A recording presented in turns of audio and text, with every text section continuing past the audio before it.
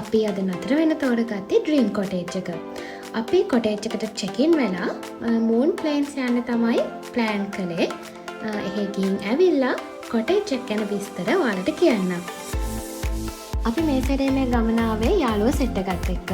ඉතින් moon planes වල parking එකට ආවට පස්සේ අපි ට්‍රක් එකක තමයි මූන් ප්ලේන්ස් වලට ගියේ. මොකද අපිට අපේ වාහනවල යන්න දෙන්නේ නැහැ. ඉතින් රුපියල් 3000ක් වුණා මේ ට්‍රක් එකට.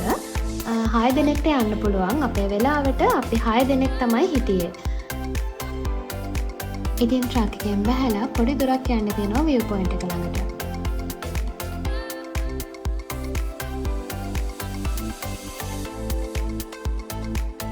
අපිට තියෙන ඌව බලන්න බොරු ඩිස්ට්‍රික්ට්. එතන මේ යටින් තියෙන වැලිමල බෝම්බරල්ල කියන ගම තමයි යටින් තියෙන්නේ. මේක ඔක්කොම බෝම්බරල්ල මේ රක්ෂකේ තමයි ඔක්කොම දියන්නේ මොකද යට තියෙන්නේ බෝම්බරල්ල.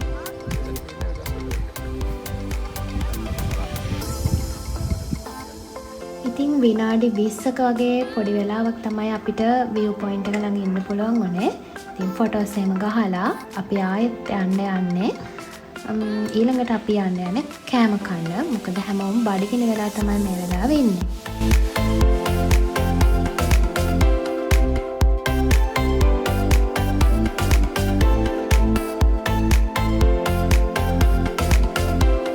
අපි කෑම කාලා දැන් ආයෙත් කොටේජ් එකට ආවා. දැන් ඔයාලට මම පෙන්නන්නම් අපිට allocate වෙලා තිබ්බ rooms මොනවාද කියලා.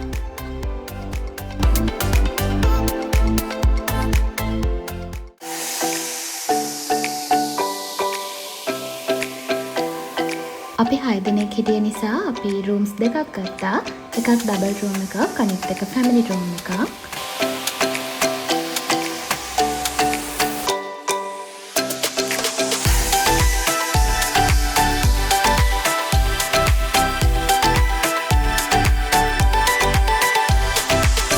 අපි එක කොටේජ් එකක් ගත්තේ 24000කට.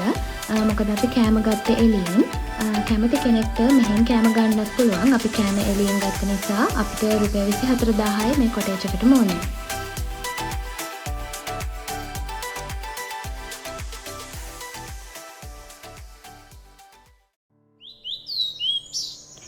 good morning.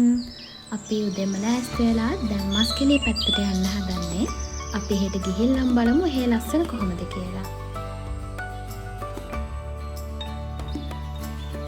ඉතින් අපි බ්‍රෙක්ෆාස්ට් එක අරගෙන දැන් යන ගමන් ඉන්නේ.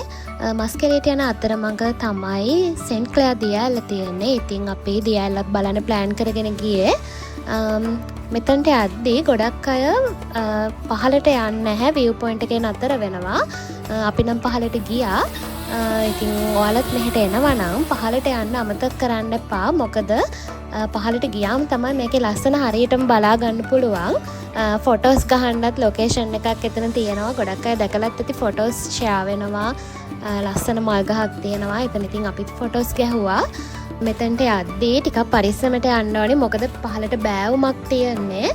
තේවත්තක් මැදින් තමයි පහලට යන්න තියෙන්නේ. ඉතින් ඔයාලත් යනවා නම් පරිස්සමට ගිහිල්ලා එන්න.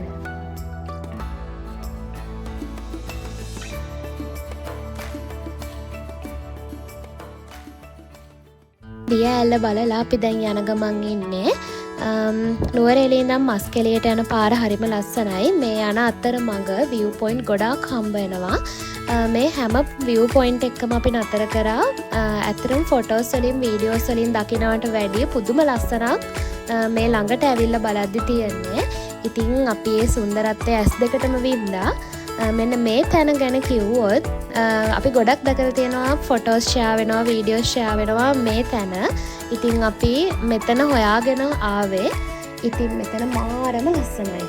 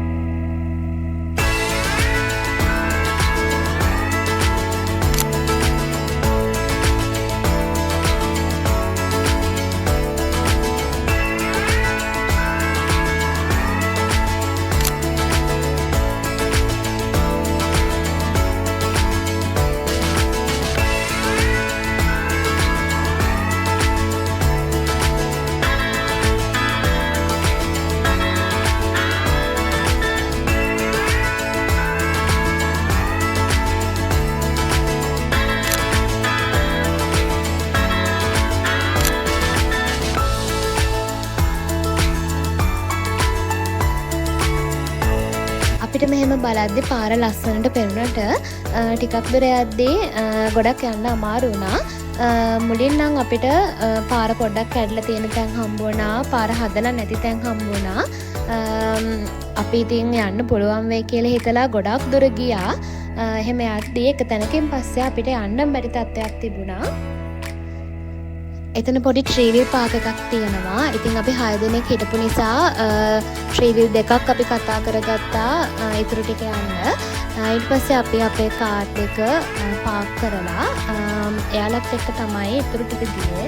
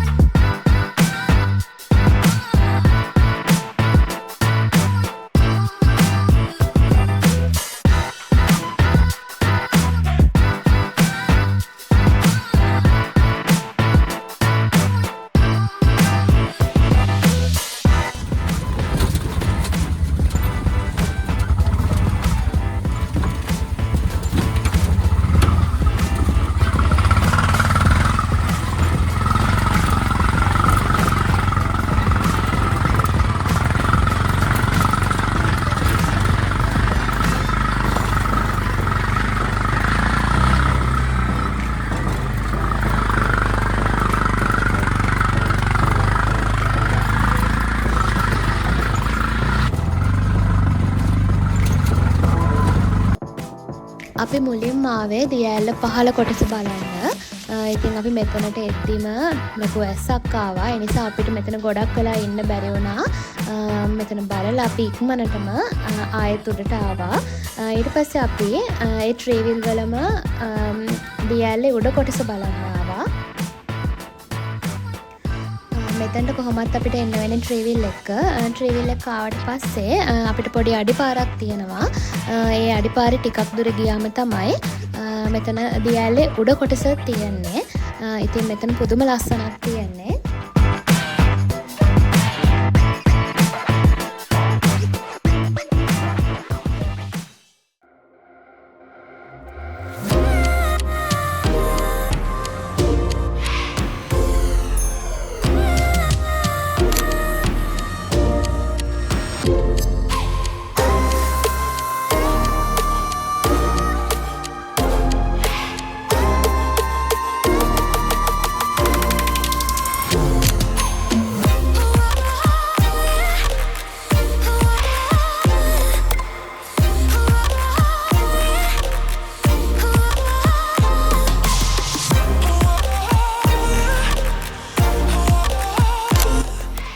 අපි දැන් ආයෙත් නුවරඑළියට යන ගමන් ඉන්නේ.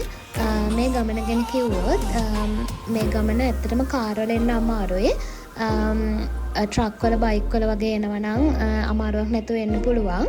ඒ වගේම මේ දියඇල්ලේ උඩ කොටසේ අපි නාන්න හිතාගෙන ගියේ. නමුත් අපි නෑවේ නෑ. මොකද දියඇල්ලට වතුර එන්නේ ගම මැදින්. වතුර ලොකුවටම පිරිසිදුයි කියලා අපි දැක්කේ නැහැ. ඒ නිසා අපි නෑවේ නෑ. එතන ගොඩක් අය නෑවා. කැමති කෙනෙක්ට එතන නාන්නත් පුළුවන්.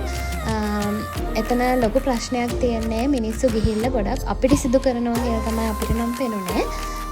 ඉතින් ඔයාලත් මේ ගමන එනවා නම් මේ දේවල් ගැන දැනගෙන එන්න කියලා ඔයාලටත් කියන්නේ. ඉතින් අපි ආයෙත් vlog එකකින් හම්බෙමු.